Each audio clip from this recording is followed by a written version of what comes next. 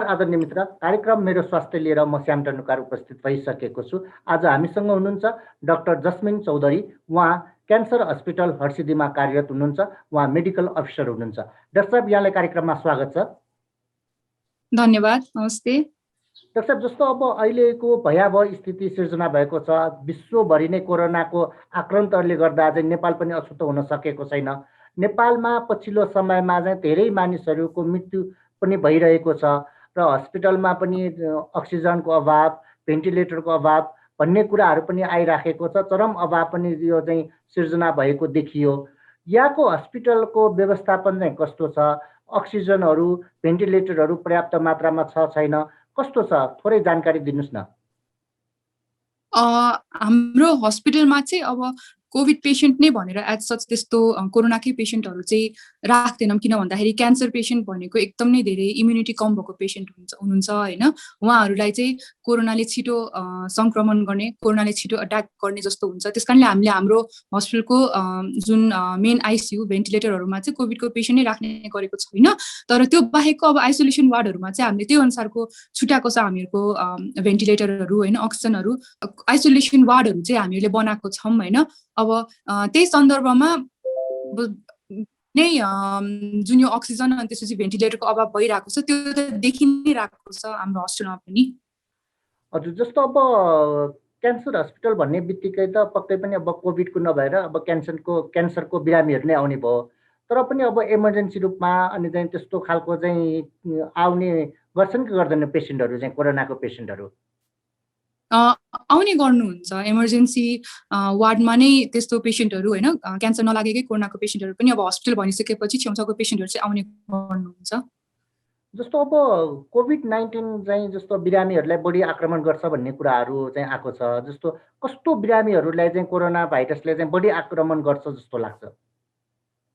आक्रमण त सबैजनालाई नै गर्छ होइन। तर कस्तो मान्छेहरूलाई चाहिँ, कस्तो पेसेन्टहरूलाई चाहिँ त्यो कोरोनाले एकदम धेरै इफेक्ट गर्छ भन्दाखेरि जसको चाहिँ इम्युनिटी कम छ होइन, जसलाई चाहिँ अब अरू रोग, डायबिटिज जस्तो अनि त्यस सुगरको रोगहरू जस्तो, प्रेसरको रोगहरू जसलाई छ होइन। अब क्यान्सर पेसेन्ट नै भनौँ, इम्युनिटी कम भएको पेसेन्ट, यस्तो पेसेन्टहरूलाई चाहिँ धेरै अट्याक गर्छ, धेरै जोडले गाह्रो बनाउँछ होइन।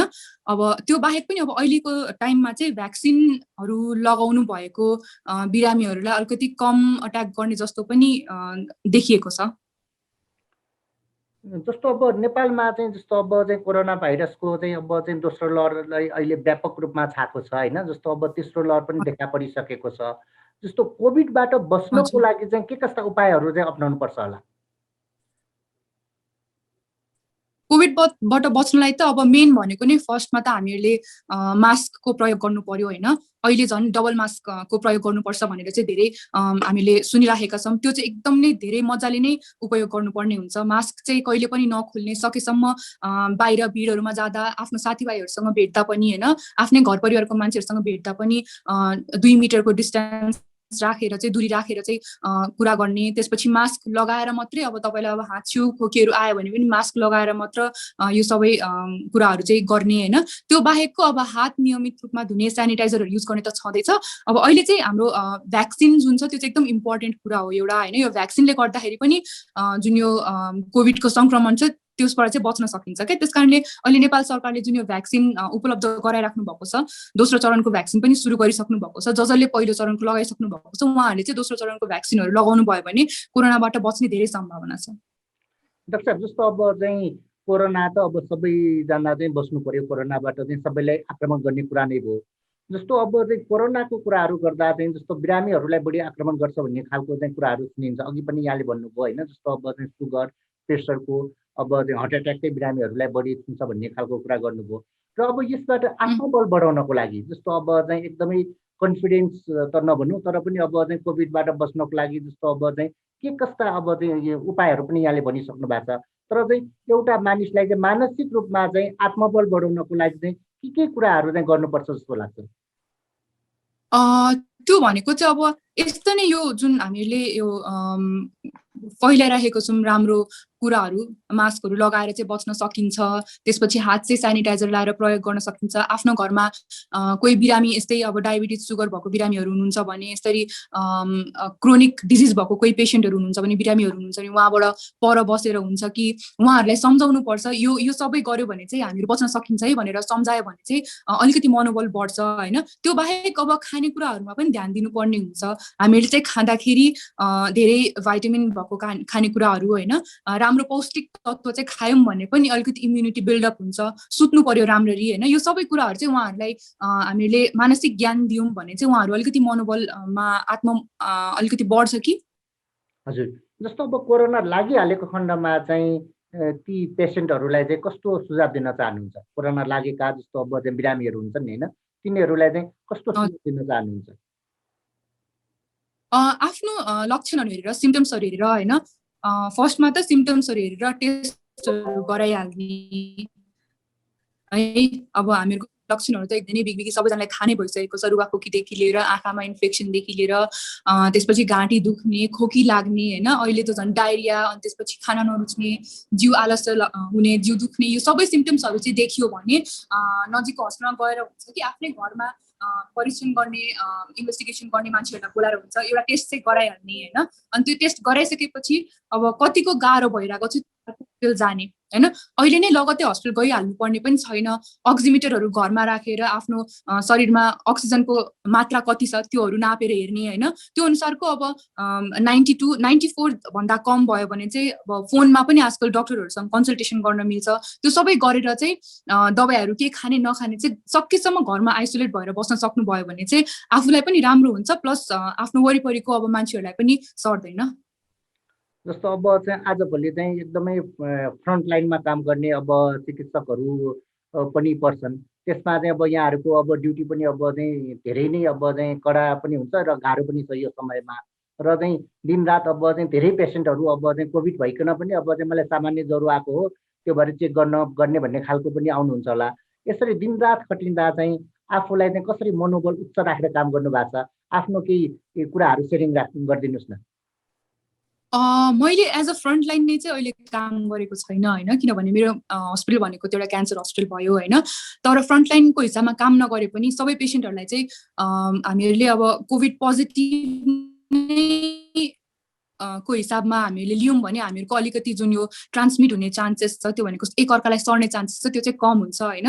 अब कतिपय पेसेन्टहरूलाई चाहिँ सिम्टम्स नभए पनि उहाँहरू कोभिडको पोजिटिभ हुन सक्नुहुन्छ है। कसैलाई चाहिँ रुगाखोकी ज्वरोहरू केही नदेखाए पनि हुनसक्छ। कोहीले चाहिँ रुगाखोकी छ भने पनि हामीलाई चाहिँ अब भइरहेको छैन केही पनि, रुगाखोकी मात्रै हो भनेर टेस्टहरू पनि गराउनु हुँदैन होइन। सो एउटा डर त भइ नै राख्छ मनमा होइन। अब आफूले अहिले काम गर्दाखेरि पनि कोही पेसेन्टहरू, कोही आफ्नै स्टाफहरू पोजिटिभ आएको भनेर थाहा पाइयो अनि उहाँहरूसँग कन्ट्याक्ट भइरहेको छ भने चाहिँ घर आएपछि घरमा आफ्नो फ्यामिली मेम्बर्सहरूसँग चाहिँ अलिकति परै बसेर नै दिन बिताइरहेको छ के। त्यस कारणले त्यसले गर्दाखेरि चाहिँ अलिकति साइकोलोजिकल्ली पनि इफेक्ट हुन्छ। फ्रन्टलाइनर्स नहुँदा नै त यस्तो गाह्रो छ भनेपछि हामीहरूको जुन फ्रन्टलाइनर्स को रूपमा काम गरिराख्नु भएको छ हाम्रो डक्टर्स, नर्सेसहरू, स्टाफहरू उहाँहरूलाई झन् योभन्दा अझ गाह्रो भएको होला जस्तो लाग्छ मलाई। जस्तो अब कोभिड छैन मानिसमा, तर पनि अब चाहिँ कोभिड हुन्छ कि मलाई, अब कोभिड भयो भने के गर्ने होला, जस्तो अब कोभिड मलाई भयो भने मेरो छोराछोरीहरू चाहिँ अब एकदमै गाह्रो हुन्छ भन्ने खालको डर उत्पन्न गरेर मान्छेमा चाहिँ एउटा मानसिक तनाव पनि बढेको पाइन्छ। त्यस्ता खालका व्यक्तिहरूलाई चाहिँ के भन्न चाहनुहुन्छ? अब कोभिड होला भनेर डराउनु भन्दा पनि कसरी चाहिँ यसबाट हामीले बच्न सकिन्छ त्यो कुरामा ध्यान दिनुपर्ने हुन्छ होइन। अब सबै कुरा नै हुन्छ भनेर हामीले अहिलेदेखि नै प्रेडिक्ट गर्न थाल्यौँ भने त फ्युचर त हामीहरूको अब भविष्यमा त धेरै कुरा हुन सक्छ नि त होइन। त्यस कारणले यसबाट कसरी बच्न सकिन्छ भन्ने कुरा चाहिँ हामीले ध्यानमा राखेर हामीहरूको यो कोभिड रुल्सहरू जुन छ, प्रोटोकलहरू जुन छ, मास्क लगाउने, नियमित रूपमा हात धुने, एकअर्कासँग कुरा गर्दाखेरि 2 मिटरको दूरी राख्ने, सकेसम्म भिडभाडमा नजाने होइन। कोभिड पोजिटिभ भएको पेसेन्टहरू हुनुहुन्छ भने चाहिँ उहाँहरूलाई भेट्न नजाने, फोनमै कन्ट्याक्ट गर्ने, यो सबै कुराहरू हामीले नियमित रूपमा पालना गर्यौँ भने चाहिँ कोभिड लाग्दैन है। त्यस कारणले हामीले चाहिँ के बुझ्नु पर्यो भन्दाखेरि हस्पिटलमा हामी पनि काम गरि नै रहेको छौँ होइन, त्यही पनि हामीले अहिलेसम्म बचेर बसिरहेको छौँ।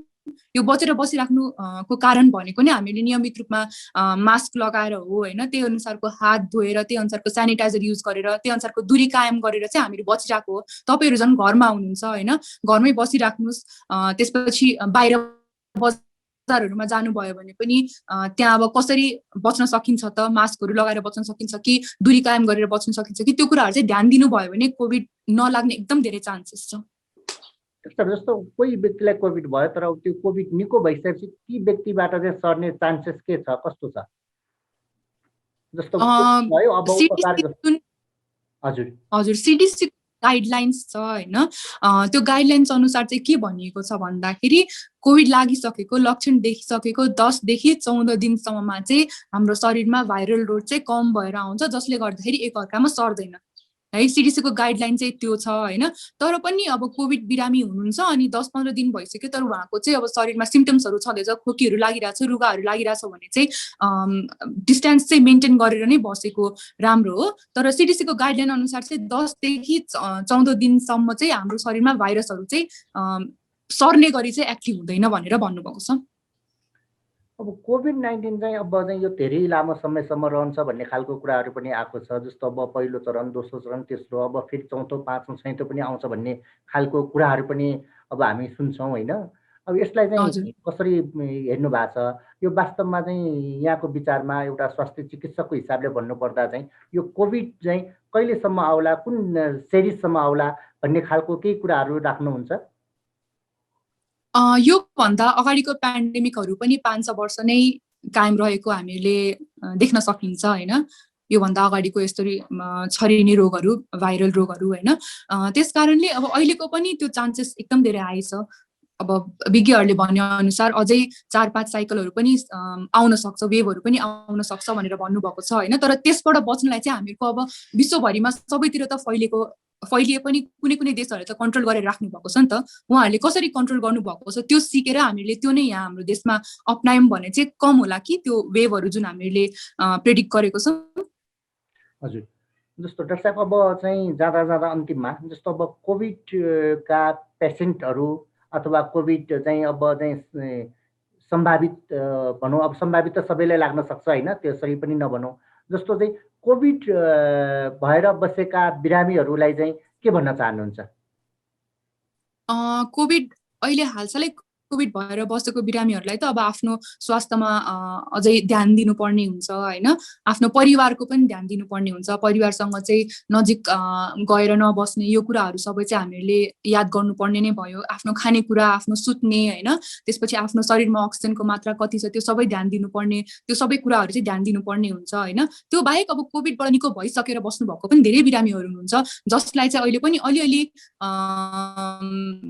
सिम्पटम्सहरू चाहिँ कायमै छ होइन। 15-20 दिन भइसक्यो तर उहाँहरू चाहिँ अब थकित हुनुहुन्छ, जिउ दुखी नै रहेको छ, सुक्खाखोकीहरू लागि नै रहेको छ होइन। कोही कोहीलाई चाहिँ टाउकोहरू अलिअलि दुखी नै रहेको छ। हस्पिटलबाट डिस्चार्ज भएर आइसकेपछि नि यो सिम्पटम्सहरू चाहिँ कोही कोहीलाई देखि नै रहेको छ होइन। हो, यस्तो पेसेन्टहरूलाई चाहिँ के भन्न चाहन्छु भन्दाखेरि यो चाहिँ अब भाइरल रोग लागिसकेपछि, यस्तो रोग लागिसकेपछि चाहिँ यो सबै जुन सिम्पटम्सहरू छ त्यो अलिकति धेरै दिनसम्म पनि रहन सक्छ। मुखमा टेस्ट नआउने, नाकमा गन्ध नआउने, यो रहन सक्छ होइन। अब डराइहाल्नु पर्दैन, आत्तिहाल्नु पर्दैन होइन।